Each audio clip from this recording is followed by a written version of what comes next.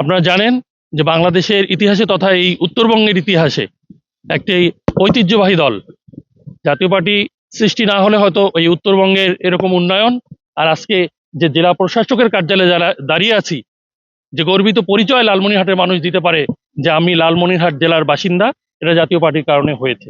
আপনারা সকলেই জানেন। আমি মনে করি এই লালমনিরহাটের আপামর জনসাধারণ এই লাঙ্গল মার্কায় দীর্ঘদিন থেকে তারা ভোট দিয়েছে এবং তারা শান্তিতে ছিল। তারা তাদের শান্তি শৃঙ্খলা বজায় রাখার জন্য এবং যেন এই উন্নয়নের ধারা অব্যাহত থাকে, এজন্য লাঙ্গল মার্কাকে আবার তারা ভোট দিয়ে জয়যুক্ত করবে। এবং আমি যদি এই আসনের সংসদ সদস্য নির্বাচিত হতে পারি, আমি আপনাদেরকে সর্বপ্রথম বলতে পারি যে আপনারা শান্তিতে এই লালমনিরহাটের মানুষজন ব্যবসা বাণিজ্য আপনাদের কাজ সবকিছু করতে পারবেন এবং উন্নয়ন যত আছে লালমনিরহাটে জাতীয় পার্টি হাতে হয়েছে তার ধারাবাহিকতা অব্যাহত থাকবে ইনশাল্লাহ।